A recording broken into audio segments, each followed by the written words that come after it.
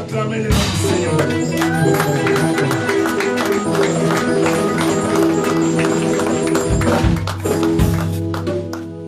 Amen, amen. Amen, amen. Nous pouvons nous asseoir.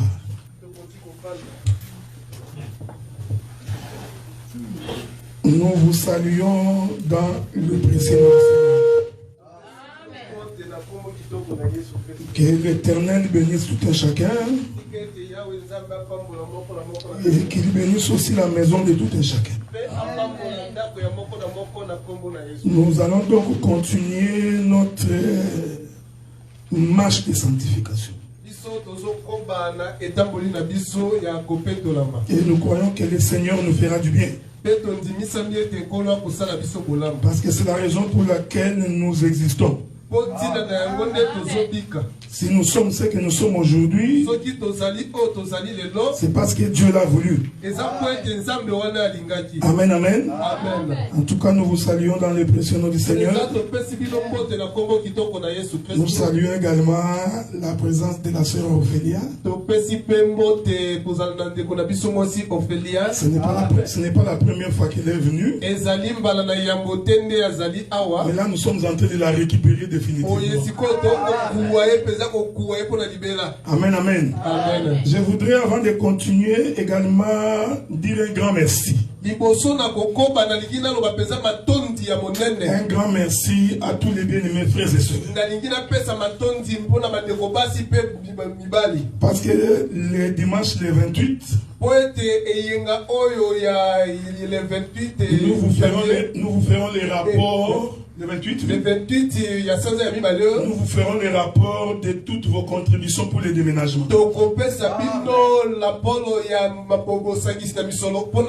J'ai essayé de compter le nombre de toutes les personnes. J'ai remarqué que nous sommes au-delà de 65.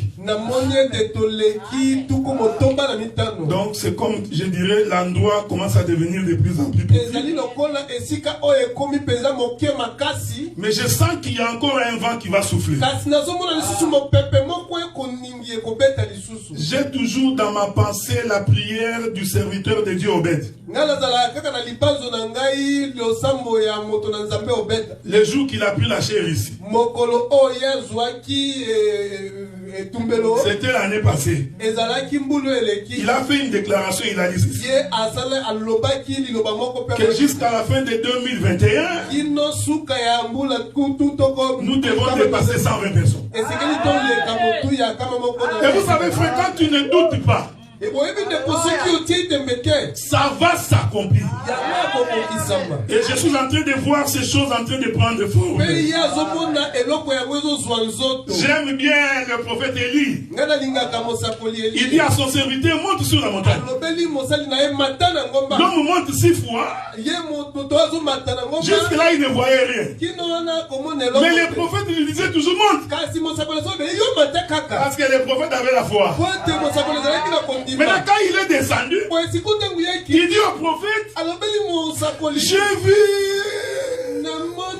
les nuages et à la forme de la pomme d'une main. Et Élie a compris que la pluie va tomber. Si tu es un homme spirituel, tu comprendras qu'il est en train de souffler un vent. C'est pourquoi j'ai saisi également cette occasion pour remercier la dynamique des jeunes frères et des jeunes sœurs. Il y a beaucoup de jeunes frères ici que je trouve très dynamiques. Nous avons des jeunes frères qui ont donné $200. Des gens que tu ne peux pas imaginer qui peuvent donner $200. Des gens qui ont donné 150. J'ai même une promesse de $260. Donc j'ai compris. Là où la Bible dit, quand Mardoché dit à Esther, si toi tu n'interviens pas, ne t'affecte pas. Le secours de l'Éternel viendra. Que tous ces frères là soient bénis. Mais je voudrais mettre un accent particulier sur deux personnes. Il y a d'abord le frère Fachi Beto. Parce que depuis qu'il est là, même avec son irrégularité là, Fachi Beto, jour par jour, il amène toujours quelqu'un. Vous pouvez évangéliser. Hein? Ce n'est pas seulement ouvrir la Bible. Donc, Fachi Beto, pendant que tu m'écoutes là, nous t'appelons président. Que le Seigneur te bénisse. Il y a une soeur que j'aime beaucoup. C'est la soeur Seven. Non, parce que cette soeur là, malgré sa manière d'être, des fois on a l'impression qu'il n'est pas là. Mais la sœur aussi fait en sorte qu'une personne après une. Que le Seigneur vous bénisse. Vous avez ici la reconnaissance de tous les ministres. Quand nous nous asseyons, nous parlons de vous. En bien. Amen, amen. Mais je rappelle que le sage Salomon dit, jeune homme, réjouis-toi dans ta jeunesse, mais sache qu'un jour l'Éternel t'appellera au jugement. Donc même quand nous vous aimons, mais l'épée de la doctrine, nous allons toujours commencer à lever l'épée de la doctrine. C'est pour votre bien. C'est pourquoi Salomon dit, quiconque éloigne le fouet de son fils les haït. Mais celui qui corrige son fils, il l'aime. Est-ce que tu m'entends, mon frère? Mon frère Daniel, je t'aime. La sœur Jemima, je t'aime. La sœur Jessica, je t'aime. Le frère Patrice, je t'aime. Vous là, vous quatre là, vous comprenez le sens de mon amour. Amen, amen. Nous allons continuer la marche maintenant. Que le Seigneur vous bénisse vraiment. Même le frère Patrice aussi, il faut le bénir. Hein? Parce que c'est lui qui a amené Fachi Beto. Donc Fachi Beto va prendre beaucoup du poids pour rien. Bon, regardez frère. Nous continuons notre marche de sanctification. Je suis toujours dans les chiffres 12. Je vous avais dit que nous parlerons sur les vinaigres. Bon, ça c'est l'expression du pasteur.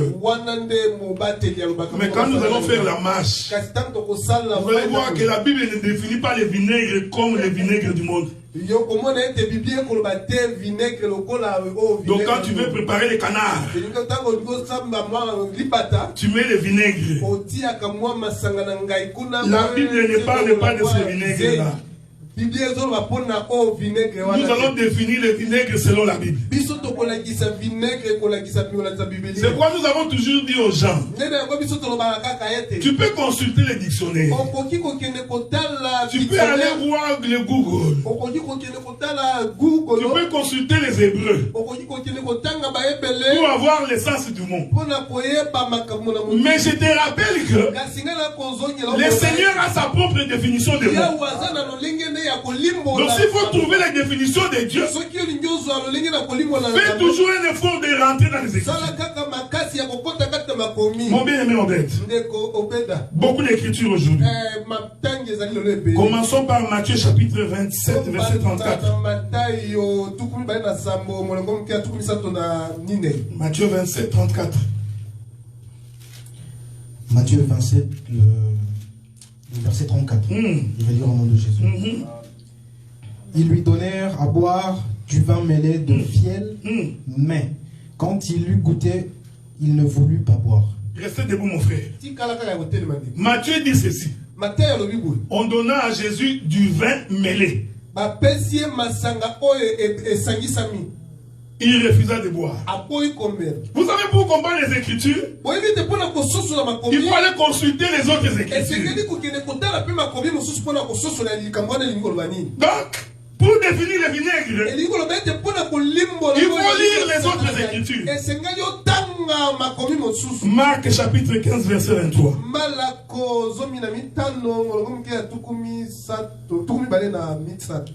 Marc chapitre 15, le verset 23.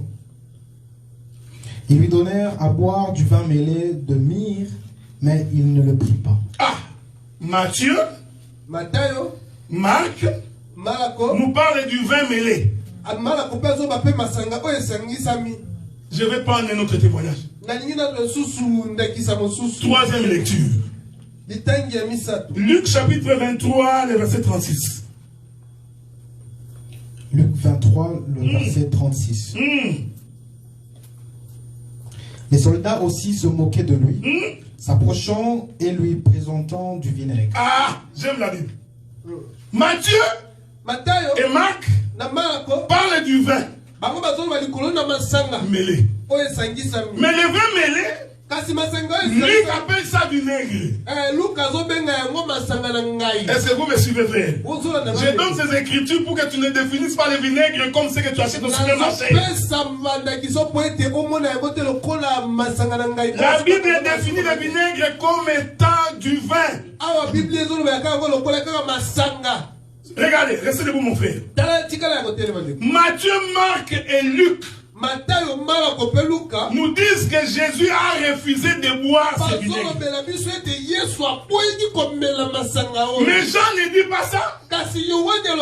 Jean dit autre chose. Prends-moi le livre de Jean chapitre 19. Le verset 28 et le verset 29. Jean, quel chapitre? Chapitre 19, verset 28 et 29. Jean chapitre 19, verset 28, verset 29. Après cela, Jésus, qui savait que tout était déjà consommé, dit, afin que l'écriture fût accomplie, j'ai soif. Verset 29. Il y avait là un vase plein de vinaigre. Les soldats en remplirent une éponge et, l'ayant fixé à une branche d'hysope, ils l'approchèrent de sa bouche. Le verset 30. Verset 30. Quand Jésus eut pris le vinaigre, il dit, tout est accompli. Voilà, mon frère, tu peux t'arrêter là. Bon, vous avez la nourriture. Marc, Matthieu, Luc disent que Jésus n'a pas pris du vin. Il n'a pas pris ce vinaigre-là. Mais Jean dit, il prit du vinaigre et il dit tout est d'accord. Voilà pourquoi, des fois, nous sommes fiers de son frère, de dire que Dieu nous a donné l'évangile. Il faut bénir le nom de Dieu parce que Dieu t'a choisi et qu'il t'a donné la révélation de l'écriture. Les voitures, tout le monde peut en avoir. Les maisons, même les païens peuvent en avoir. Mais l'explication de l'écriture, Dieu n'a pas donné ça à tout le monde. Voilà pourquoi si tu poses la question à quelqu'un, qui de ces quatre est en train de dire la vérité? C'est comme ça qu'un musulman, il est en face d'un pasteur. Il est en train de lui présenter les contradictions. Comme le pasteur n'a pas l'interprétation. Maintenant il est coincé. Il commence à taper les yeux. Comme quelqu'un qui a mangé beaucoup de piment. C'est pourquoi quand tu n'as pas mandat, c'est un conseil. Ne touche pas à ces choses. Parce que quand on va te poser la question, tu vas te fâcher. Tu vas dire que nous sommes impolis. Assemblée des saints. Si tu n'es Pose la question. Que les ministres se fâchent, ce n'est pas ton affaire. Pose la question. Si l'un de nous n'a pas la réponse, il faut qu'il demande à un autre ministre. C'est ça l'évangile. Quand tu me poses la question, même si je suis incapable de te répondre, je vais appeler Obed. Je dis, comment toi, Dieu t'a fait grâce de comprendre cette écriture. Mais on ne peut pas empêcher le peuple de poser la question. Et puis quand on te pose la question, c'est pas parce qu'ils sont impolis, non. C'est parce que la vie, on ne blague pas avec ça. Nous ne viens pas ici un courageux pour commencer à devenir prédicateur. Parce que pour comprendre ces choses, il faut avoir le Saint-Esprit de Dieu. C'est pourquoi la Bible dit, lorsque Jésus marchait avec les disciples sur le chemin de Maïs, l'Écriture dit, il leur ouvrit l'intelligence pour comprendre. Ici, l'intelligence ici, ce n'est pas l'intelligence de l'école. C'est-à-dire qu'il faut que Dieu t'ouvre pour comprendre l'Écriture. C'est pourquoi j'ai toujours dit, un prédicateur, ce n'est pas celui qui répète les versets. Donc, parce que c'est un pasteur reconnu, il s'habille toujours en veste. Bon, puisqu'il a ouvert la Bible, et tu penses qu'il est prédicateur. Un prédicateur, ce n'est pas celui qui fait des commentaires de textes. Donc il y a des gens qui font des commentaires. Vous voyez, bien dans le Seigneur, Jésus est passé par Capernaum. Alléluia. Mais là, quand vous connaissez Capernaum, Capernaum c'est à côté de Jéricho. Il n'est pas en train de prêcher. Vous savez, frère, j'ai dit que nous allons brûler la ville. Pour que les gens comprennent que c'est à Jérusalem que le nom de l'Éternel a été placé. Dieu n'est pas fou. Hein? Je vous avais fait remarquer que quand le roi a cherché une femme, les femmes sont venues nombreuses. Mais le roi ne doit choisir qu'une seule femme. C'est pourquoi nous disons, ce n'est pas la multiplicité des églises qui fait que ce sont des églises de Dieu. Ce sont des femmes qui viennent. Parce que les femmes ne font que venir.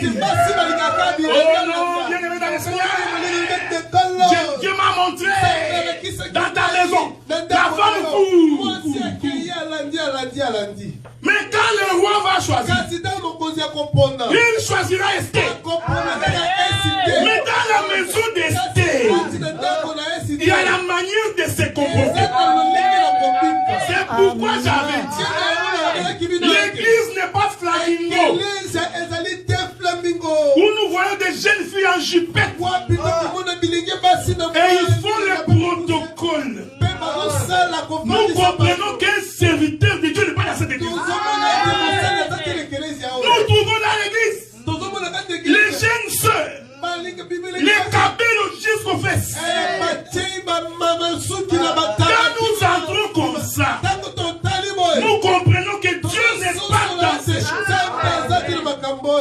Soyez patient. Je parlerai du maquillage et autres. Selon les Écritures. Parce que Dieu a des limites, frère. Nous ne pouvons pas entrer dans une église. Les pantalons des frères en derrière, comme ça. Quand il fasse son sous-vêtement, il était l'église. C'est une boîte de nuit. Tout ce qui vous reste à faire, c'est mettre seulement Fali et danser. L'église du Seigneur doit respecter le modèle du Dieu. C'est pourquoi Jésus avait dit Abraham, quand tu entreras dans le pays, ne vous conformez pas. Ce n'est pas pour rien.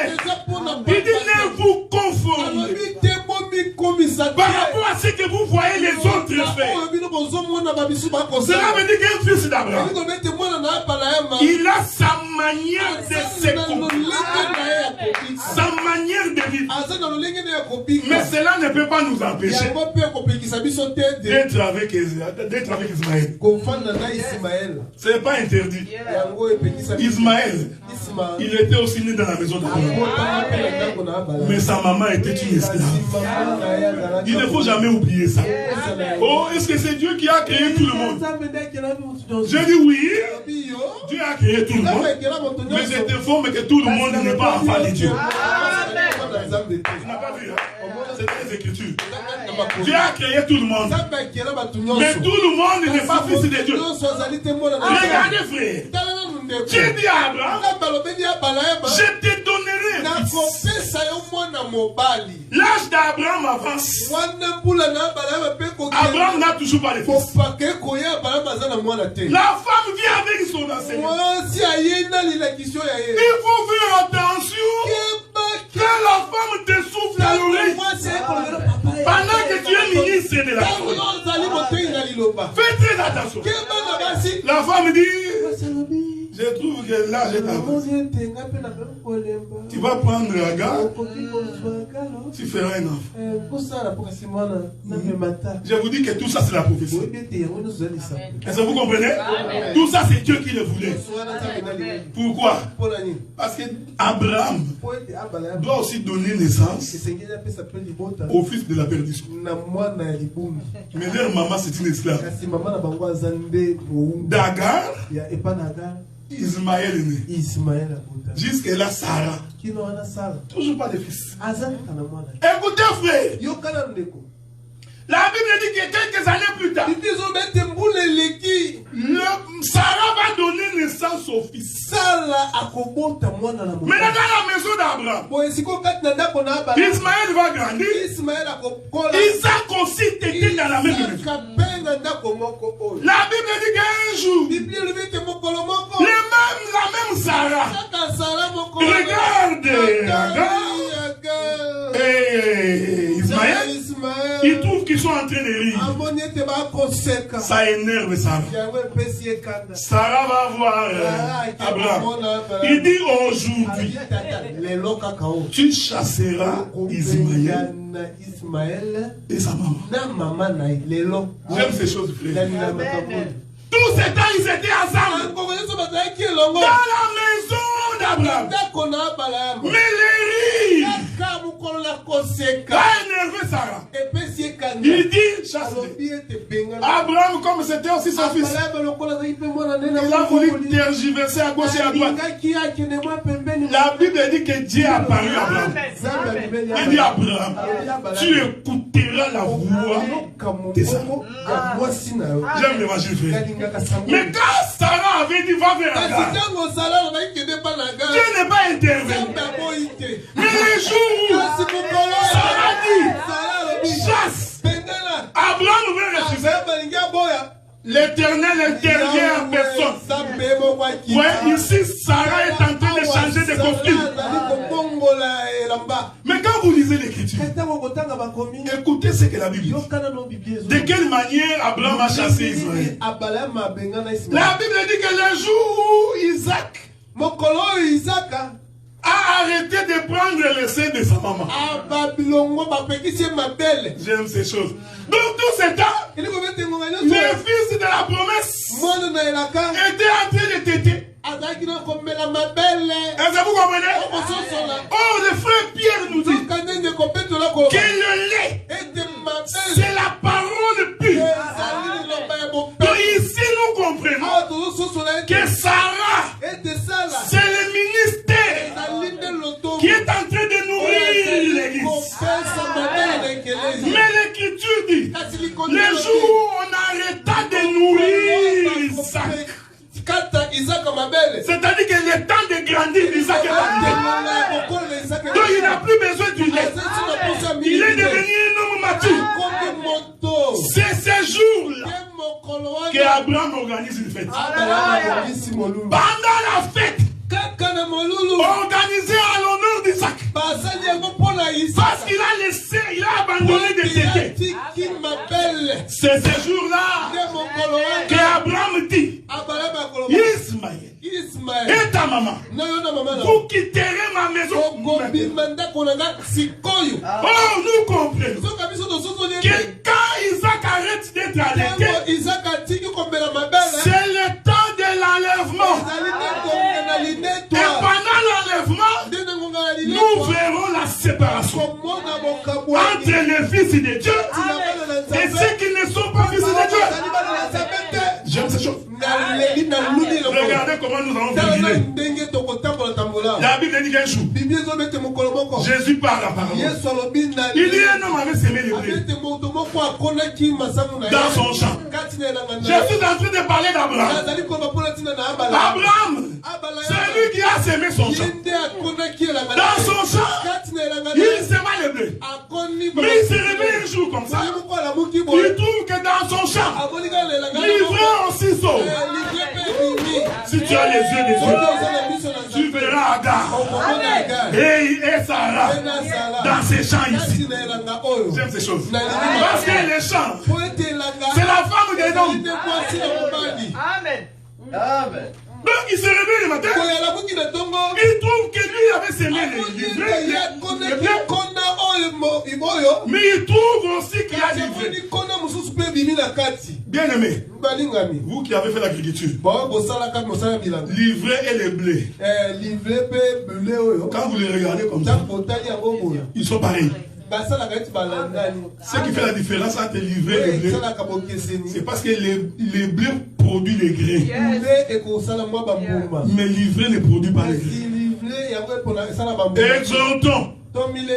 Parce que sans exhortation, des fois tu comprends pas ces choses. Nous paraissons tous comme tous enfants de Dieu. Tout le monde va à l'église. Tout le monde chante. Tout le monde adore. Tout le monde danse. Nous paraissons. Mais ce qui nous différencie, c'est le fruit. Donc quand quelqu'un dit qu'il prie, il faut que son comportement atteigne ce qu'il a produit le fruit. Parce que l'homme, c'est un arbre qui produit le fruit. Ce n'est pas moi qui dis, c'est Jean-Baptiste. Il regarde les Juifs. Il dit la cognée est à la racine de l'arbre. Tout arbre qui ne produit pas les fruits doit être coupé. Quand Jean-Baptiste dit ça, il parle aux hommes. Il a dit que vous êtes des arbres. Mais la parole de l'Éternel est placée à la racine. Si tu ne produis pas, on va couper. Donc nous comprenons le psalmiste de David. Mais quand tu es ministre de la parole, il faut beaucoup lire la Bible. Parce que si tu ne lis pas beaucoup, tu vas commencer à passer ton temps dans les histoires pour que ta prédication devienne longue. C'est comme ça que beaucoup font. Il a un thème. Comme il n'a pas beaucoup de versets, comme il ne lit pas beaucoup, maintenant il va passer son temps en nous racontant des histoires. J'étais un jour à Montréal. J'ai rencontré une soeur. Il est en train de faire passer le temps. Quand j'ai rencontré la soeur, Dieu est bon, mon frère. Il a touché cette soeur. Cette soeur a été guérie. J'étais accompagné du pasteur Azaf. N'est-ce pas, mon frère? Après, quand nous avons quitté là-bas et nous sommes passés à Repatini. Oh, bien aimé dans le Seigneur, Dieu guérit. Il passe son temps. Si tu n'as rien à dire, arrête. C'est quoi tu vois? Il va passer son temps à nous raconter des histoires. Il va nous parler de Saint-Valentin. Il va même faire une prédication sur Saint-Valentin. Oh non, bien aimé, la Bible dit qu'en toutes circonstances. Parce que tu crois que toute circonstance veut dire toute circonstance.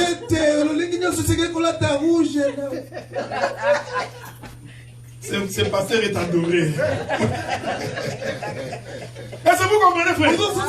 C'est pourquoi David avait vu ces choses. Il dit, tu es comme un arbre planté près d'un courant d'eau qui donne son fruit en sa saison et dont le feuillage ne se flétrit point.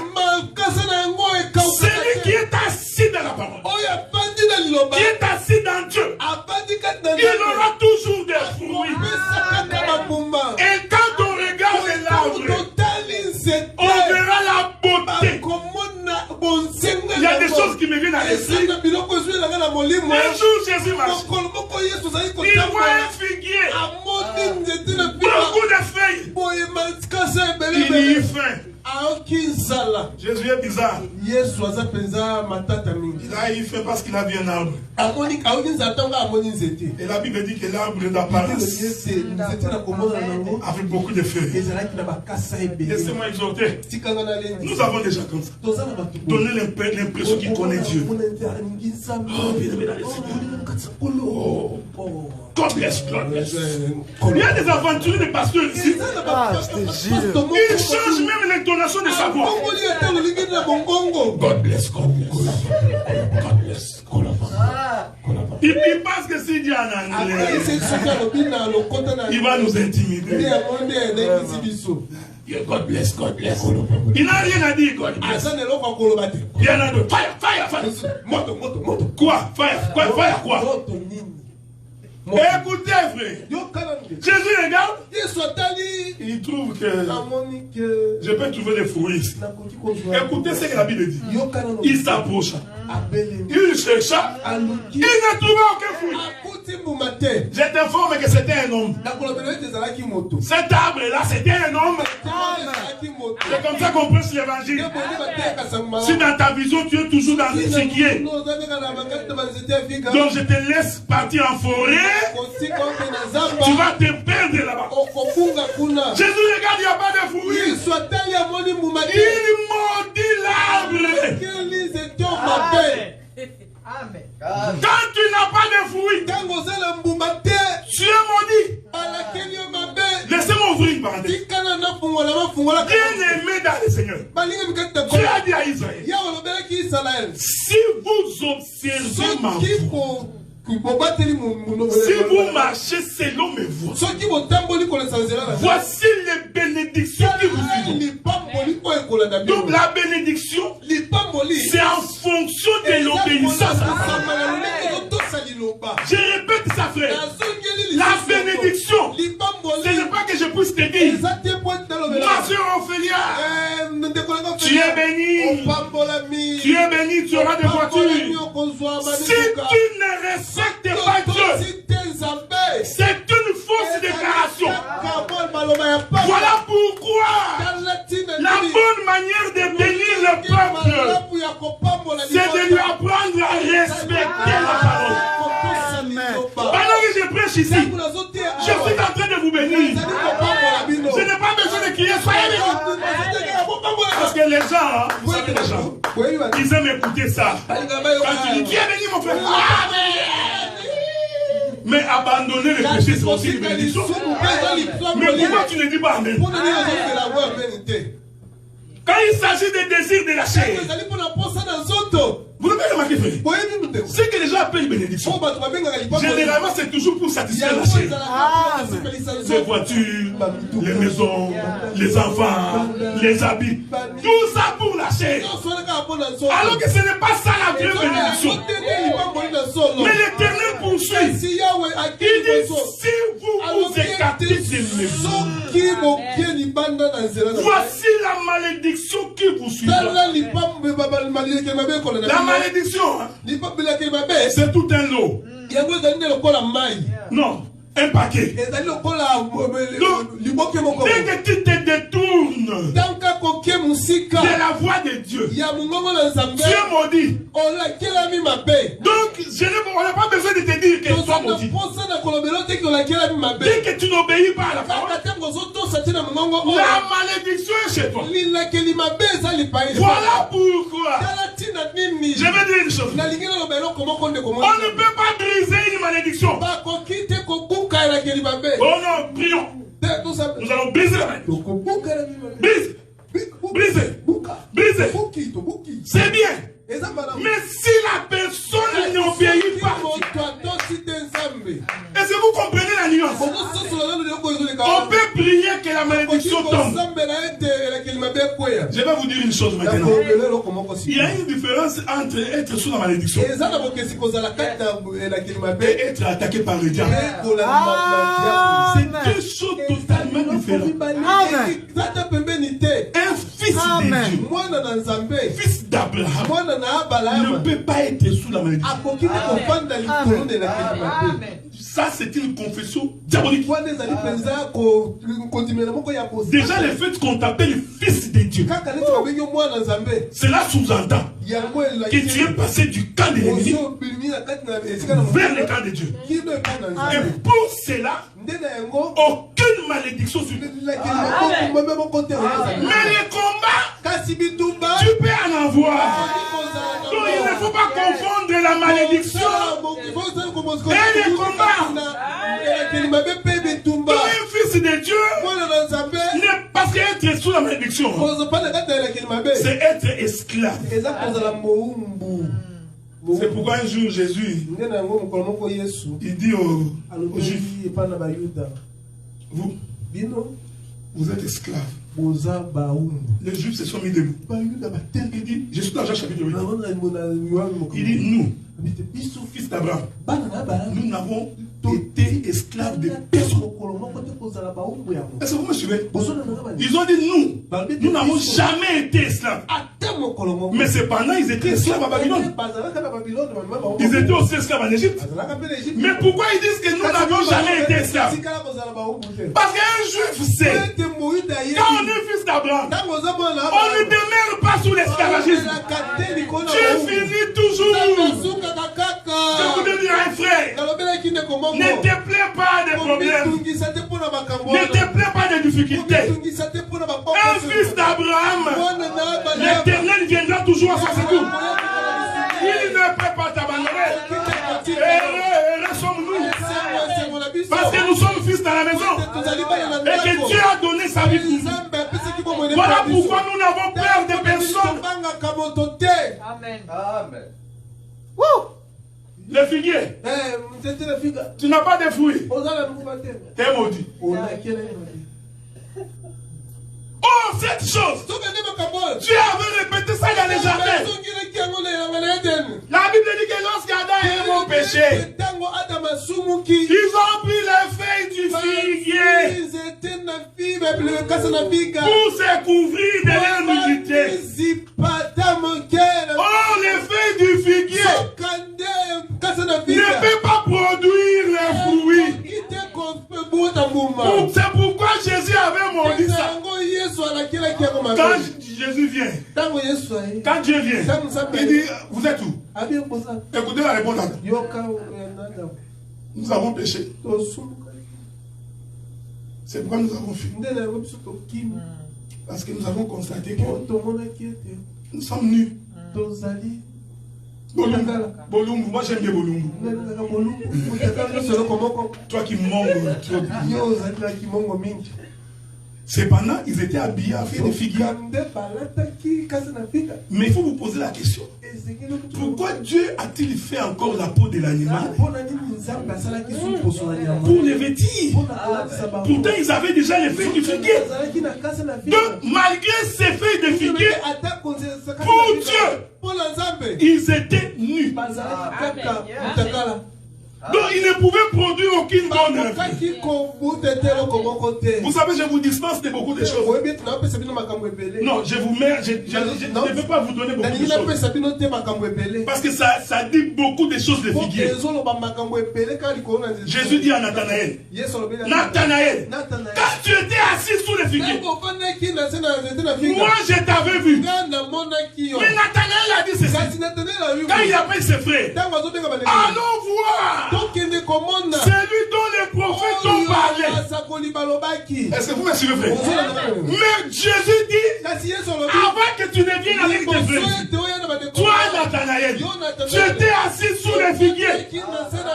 C'est sous les figuiers que tu as eu la connaissance du Fils de l'homme. Donc nous comprenons que les figuiers, ma sœur Ophélia, les figuiers ici, c'est la loi. Parce que la loi ne peut pas produire une bonne œuvre. La loi ne peut pas sanctifier. Personne ne peut produire une bonne œuvre quand il est sous la loi. Voilà pourquoi Jésus nous enlève de la loi du péché pour nous faire entrer dans son royaume. Mais écoutez, frère, je vous ai lu que Marc, Luc et Matthieu, d'abord, ils ont défini ce que c'est le vinaigre. Le vinaigre, c'est le vin. Je vais donner une autre écriture. Mon bien-aimé Obed, prends-moi Nombre chapitre 6, verset 3.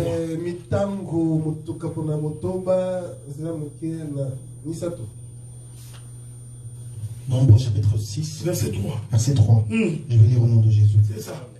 Il s'abstiendra de vin et de boissons enivrantes. Il ne boira ni vinaigre fait avec du vin, ni vinaigre fait avec une boisson enivrante. Il ne boira d'aucune liqueur tirée des raisins, et il ne mangera point de raisins frais ni de raisins secs. J'aime ces choses. Que Dieu te bénisse. Voyez, regardez comment le Seigneur est en train de définir le vinaigre. Il explique d'abord que c'est fait d'une boisson enivrante. Et il dit c'est aussi fait à base de raisin. Bon, c'est d'être un peu agriculteur. Voyez les raisins. Les raisins qu'on achète dans le supermarché. C'est sur base de raisins qu'on fait du vin. On fait du vin sans alcool. Mais on en fait également avec du vin alcoolisé. C'est pourquoi la Bible appelle ça la boisson enivrante. Les vins dont on parle ici, ce n'est pas les vins sans alcool, non. C'est du vin qui rend ivre. Est-ce que vous me comprenez, frère? Donc, là, ici, le vinaigre ici, c'est un vin, quand tu bois, c'est ivre. Vous savez, frère, je vais exhorter. Faites attention quand j'exhorte. Je ne suis pas en train de t'ouvrir une porte pour aller te saouler, non.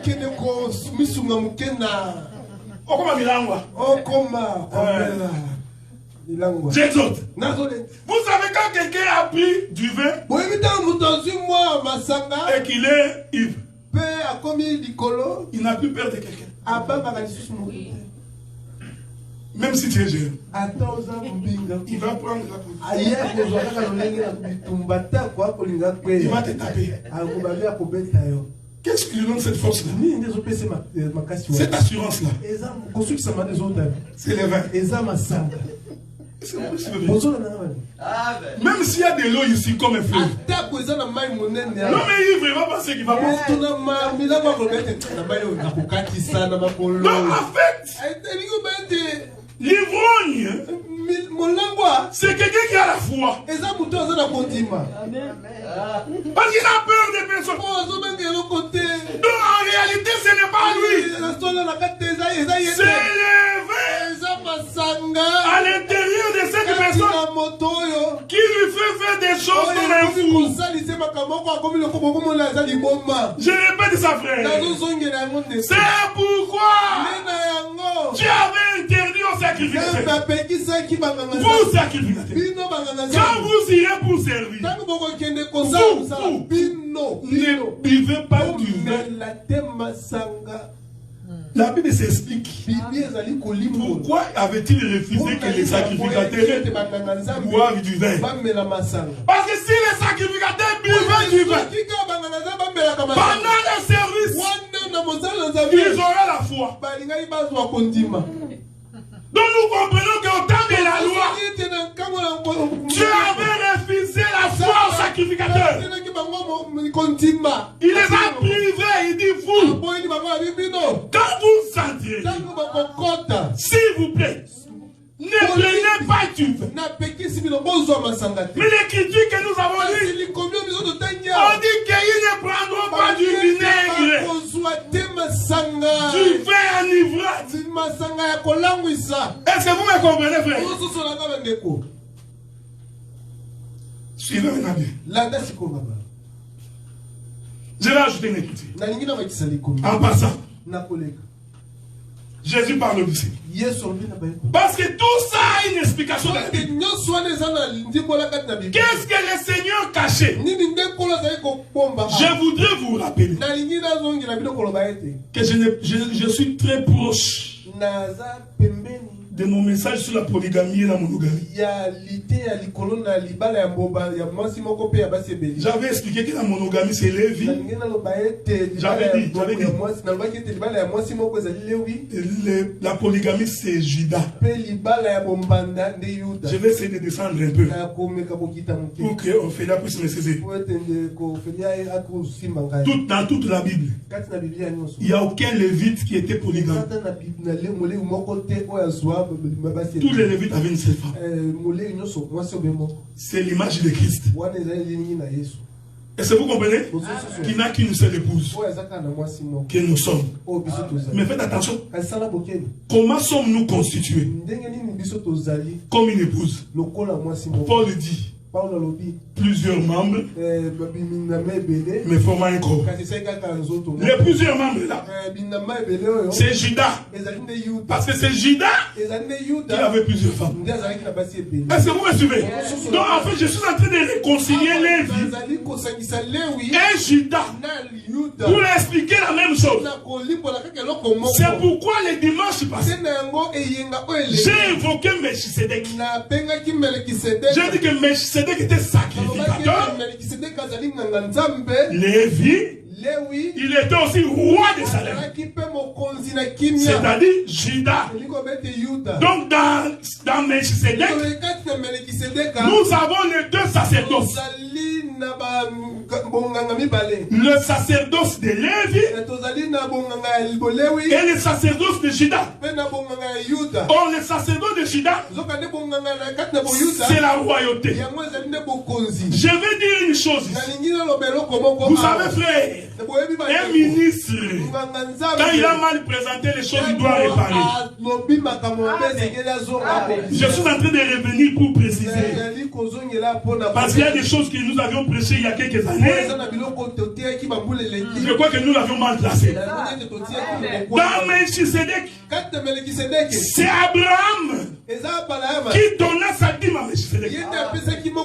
Là, nous ne sommes pas encore dans le temps de la loi. Mais l'écriture dit, quand il donne, c'est Melchisedec là. Il y représentait deux sacerdoces. Lévi et Judas. C'est pourquoi, quand Dieu vient instituer la dîme, il institue d'abord la dîme chez Lévi. Deutéronome 14. Il dit Lévi prélèvera la dîme. Mais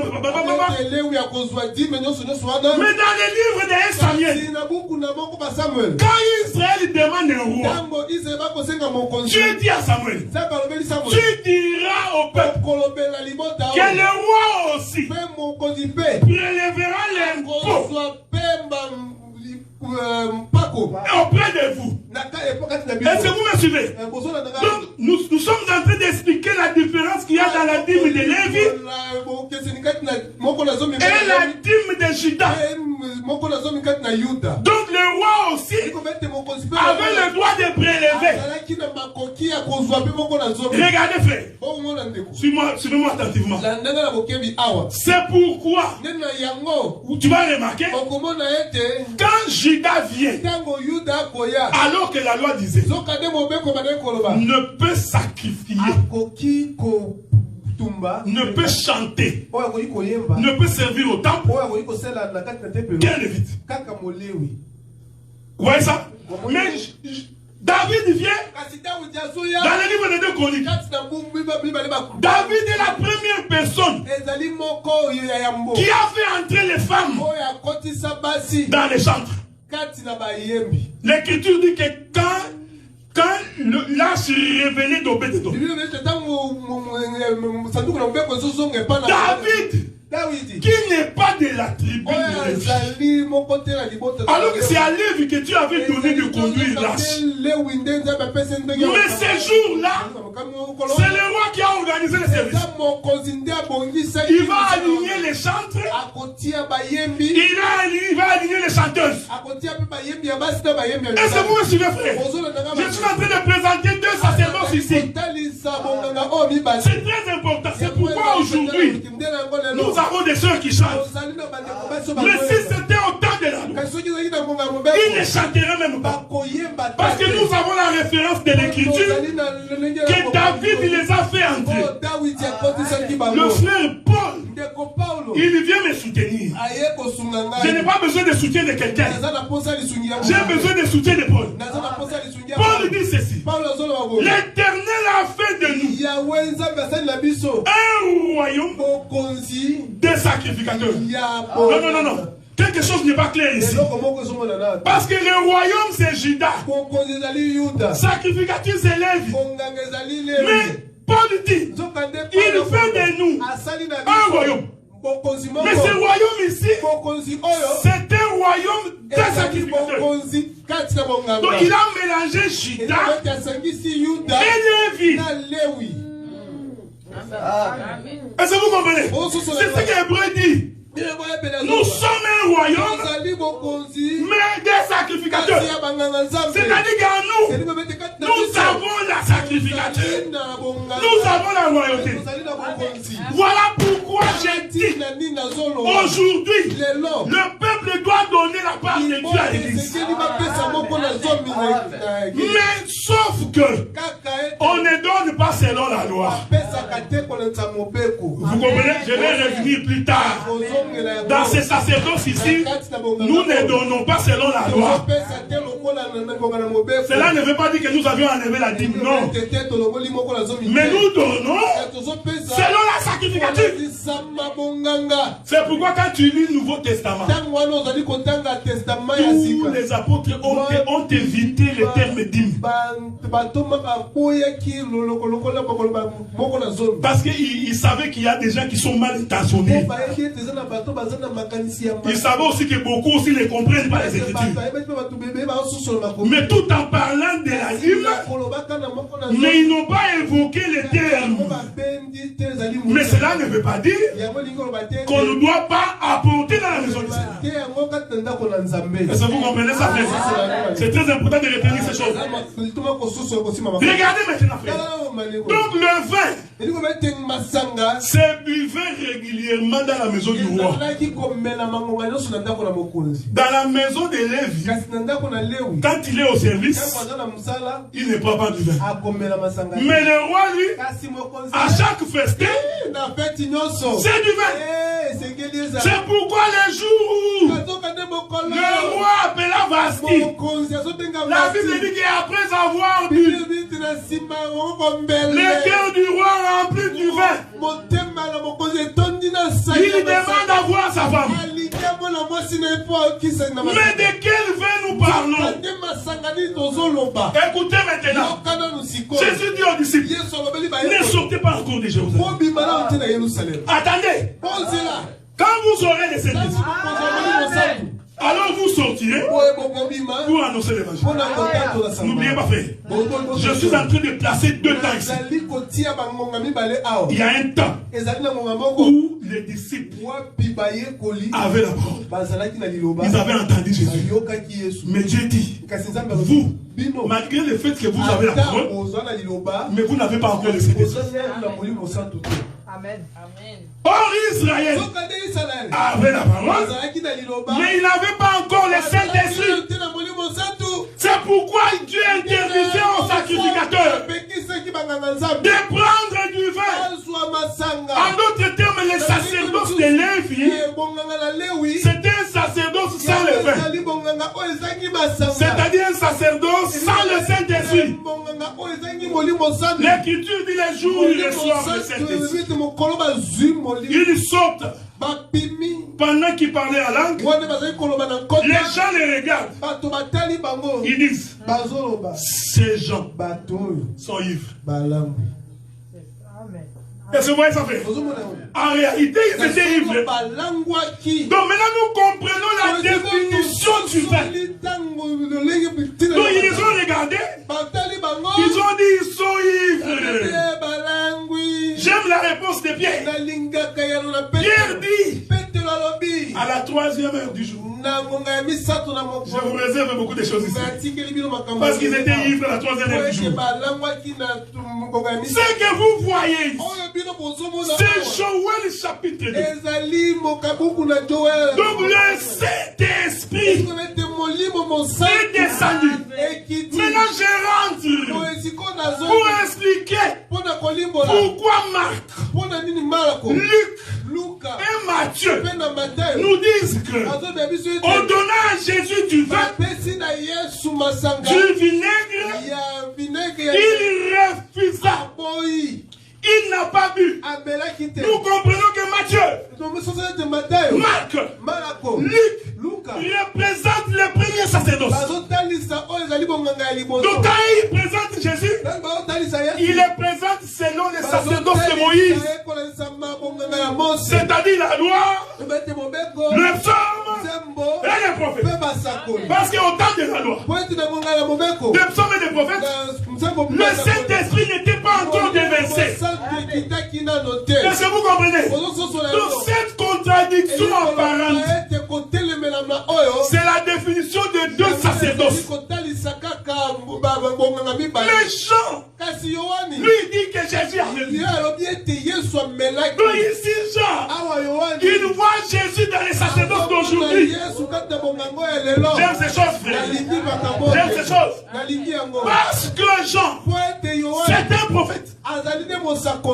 Amen. Quand Jean commence à présenter Jésus, il présente Jésus dans la peau de Moïse. Il dit au commencement était la parole. Mais celui qui a écrit le livre de commencement, c'est Moïse. Donc quand Jean commence l'écriture, il commence directement. Au commencement était la parole. Donc pour comprendre les gens, il faut que nous rentrions au commencement. La parole était avec Dieu. Et la parole était Dieu. Il continue. Cette parole qui était Dieu s'est faite chez. Amen. Écoutez, frère, cette parole a porté un corps. Ce corps-là, c'est le vêtement de la parole. Je suis en train de pousser. L'écriture dit, lorsqu'on amène Jésus sur la Bible dit, il est dépouillèrent de ses vêtements. Je voudrais que tu fasses très attention. Je sais que dans un autre enseignement, nous expliquons que le vêtement de Jésus a été donné aux Romains. Les Romains, ce sont les étrangers. C'est pourquoi Paul dit, revêtez-vous donc de Christ. Ça, c'est un enseignement.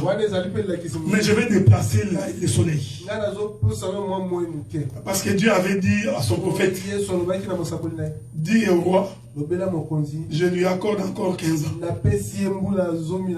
J'ai ajouté 15 ans sur sa vie.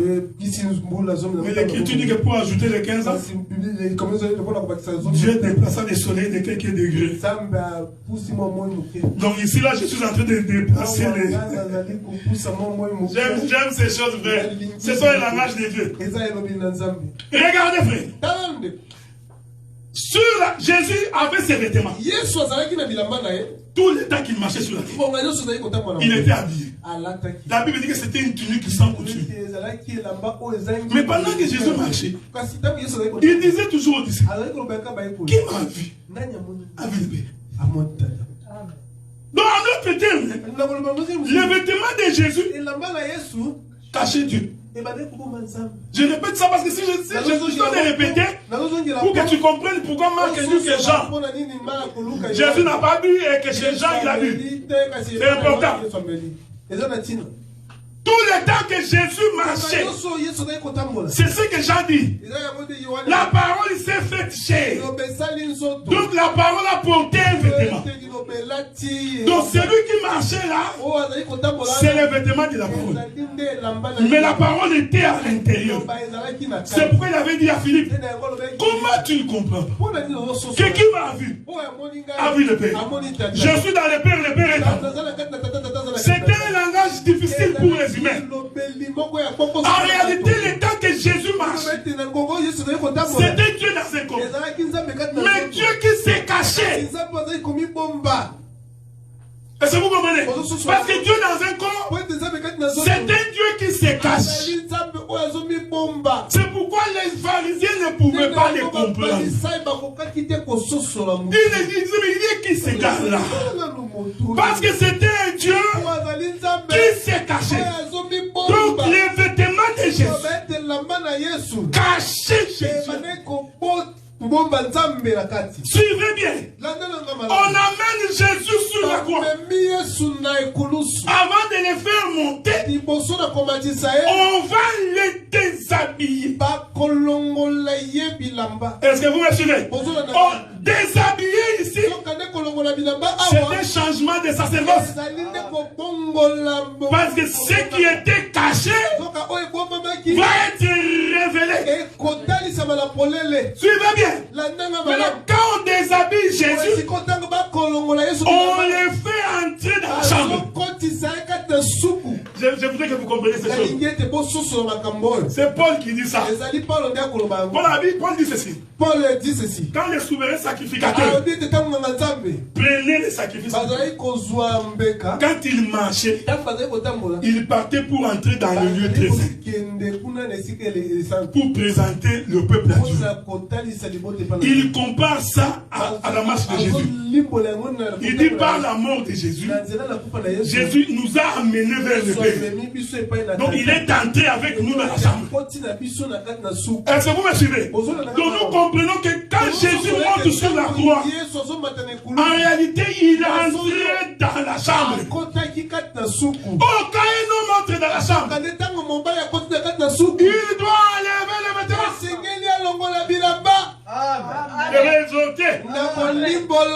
Laissez-moi exhorter. Je vais exhorter. Supportez ma folie. Quand on est marié, tu ne peux pas dormir habillé. Ne viens pas avec ton enseignement là. Oh non, si je dors pas habillé, les démons vont me visiter. Parce que toi tu crois que les démons perdent des vêtements ici. Ça c'est un enseignement qui n'a pas de fondement. Un homme quand il entre dans sa chambre, il se déshabille. C'est au salon qu'il est habillé. J'aime ces choses. Quand il entre, ici frère, ne sois pas impudique. Je suis en train d'expliquer les choses du royaume.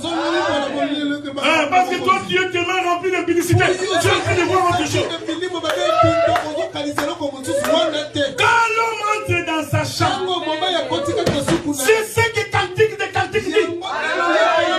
Ma bien-aimée, il m'a cherché, il m'a trouvé dans les rues, il m'a pris et il m'a mené dans sa chambre. Donc l'homme naturel ne peut pas entrer dans sa chambre. Reste habillé. C'est comme je vous ai dit la fois passée. 17 jeans.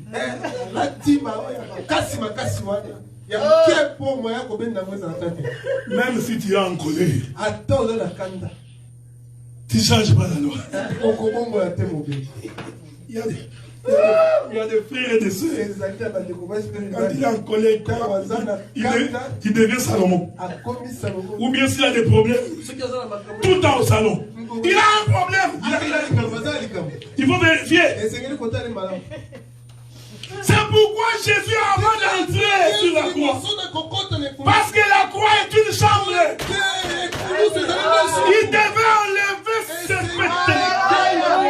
En d'autres termes, il s'est dépouillé du vieux sacerdoce. Le sacerdoce de la loi. Il entre dans sa chambre nu. Parce que découvrir la nudité du Père, c'est pour donner la vie. En réalité, sur la croix, Jésus était en train de donner la vie. Est-ce que vous comprenez ça, frère? J'aime ces choses. L'Éternel, il répète ça. La Bible dit que les gens ont couru dans les tombeaux de Jésus. Ils arrivent comme ça. Ils trouvent les vêtements de Jésus. J'aime ces choses.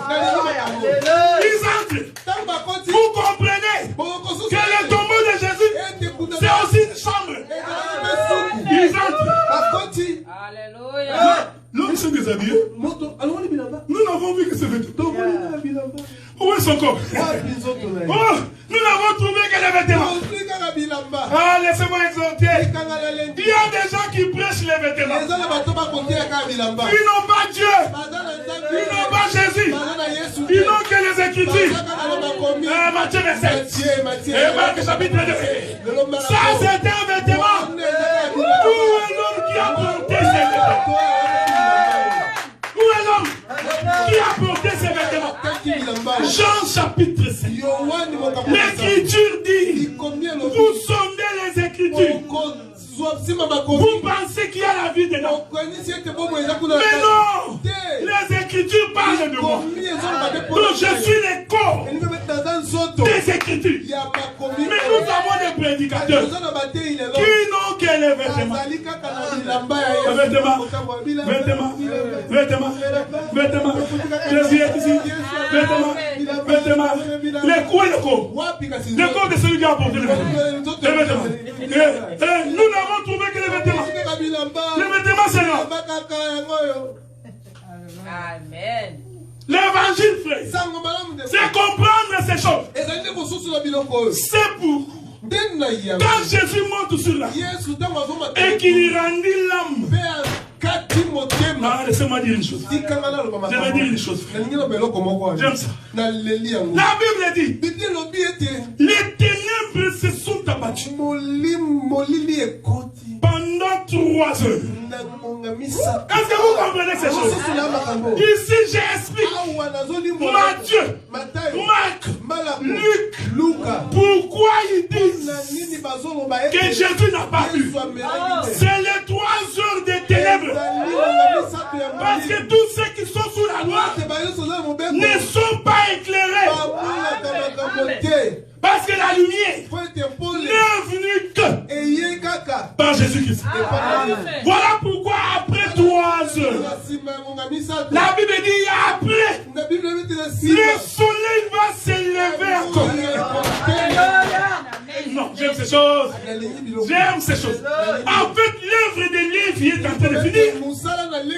Et l'œuvre de Judas va commencer. Parce que Judas, c'est le soleil. C'est le livre de Genèse. C'est Judas qui éclaire le peuple. Je vais finir par ici. Pour vous dire une chose. Donc, Cette contradiction apparente, c'est deux sacerdoces. Il y a des sacerdoces de la loi où Jésus refuse. Est-ce que vous comprenez?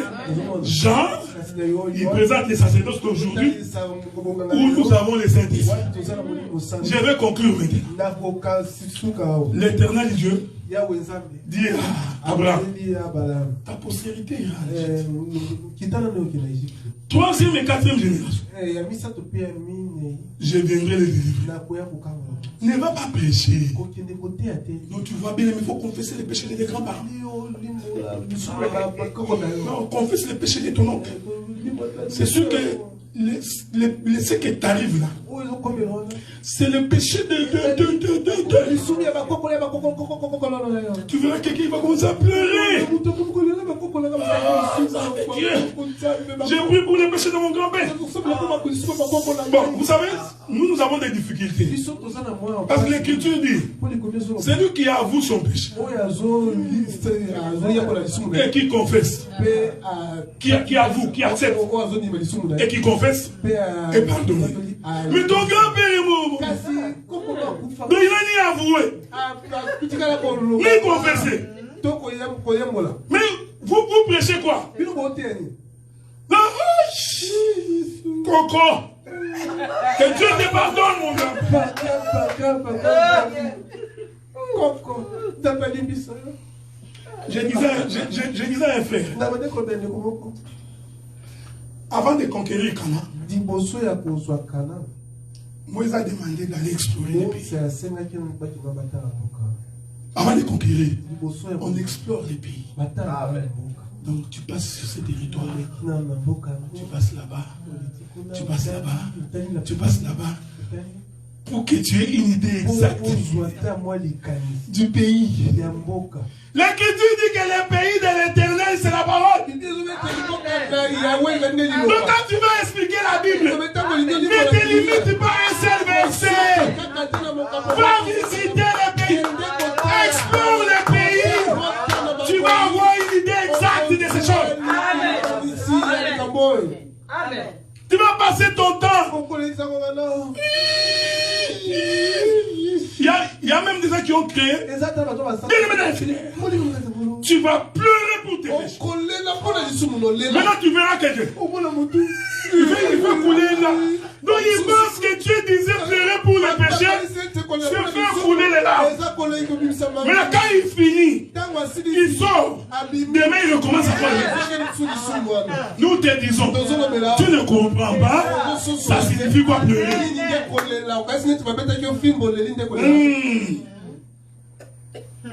Il dit, ta postérité descendre à la troisième et quatrième.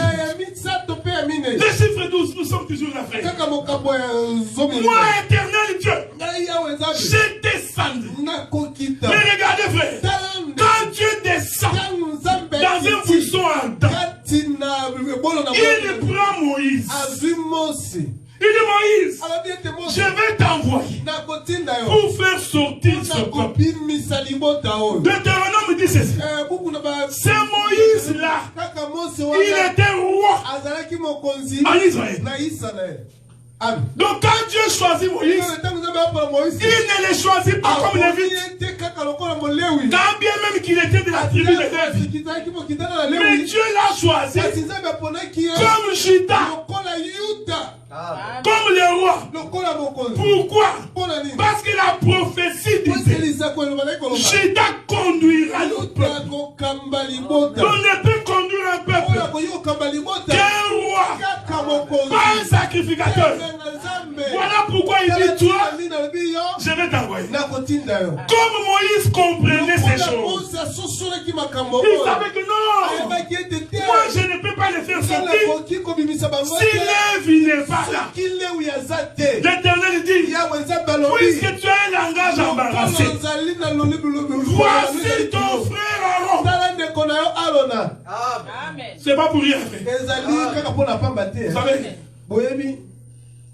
la Bible, ce n'est pas le livre de Tintin. Moïse avait fui l'Égypte. Il a fait 40 ans chez les Madianites. Je ne sais pas si c'est vrai avec Aaron. Est-ce qu'Aaron partait là-bas? Est-ce que Moïse est rentré? La Bible ne dit rien. Mais ces jours-là, la Bible dit qu'Aaron est venu. Il est venu comment? Est-ce que vous comprenez? Donc comment est-ce que Moïse a reconnu que ça c'est Aaron? Parce qu'il a fait 40 ans chez les Madianites. Il dit, je te place ton frère Aaron. Il va te servir d'interprète. Maintenant regardez, à la 3e et la 4e génération, je descendrai. Je punirai l'iniquité des pères jusqu'aux enfants. Jusqu'à la 3e et 4e génération. C'est le sacerdoce de Lévi et de Juda. Donc quand Moïse va avec Aaron, en réalité c'est Juda et Lévi qui vont. C'est pourquoi avant de sortir, l'Éternel dit, chaque maison d'Israël sacrifiera. Oh, la sacrification, c'est Lévi. Donc cela veut dire, dans chaque maison, Lévi était dedans. Donc tout celui qui sacrifiait dans chaque maison représentait Lévi. Je ne voudrais pas ici entrer dans les détails. Parce que chaque maison, c'est chaque tribu. Après qu'ils aient fini de sacrifier, c'est alors que maintenant Moïse va prendre place. Parce que sans Lévi, s'il n'y a pas les sacrifices, Moïse, comme Judas, ne peut pas conduire le peuple. Je l'ai exhorté pour que Dieu soit ton conducteur. Il faut premièrement que l'œuvre de Lévi soit accomplie dans ta vie. L'œuvre de Lévi ici, c'est la croix, c'est la repentance. Oh, Éternel combattra pour moi. Il ne peut pas combattre pour toi si tu n'as pas Lévi dans ta maison. Moi j'appelle ça ce sont des courageux. Les prières de combat de courageux. Combat, combat, combat, combat, combat,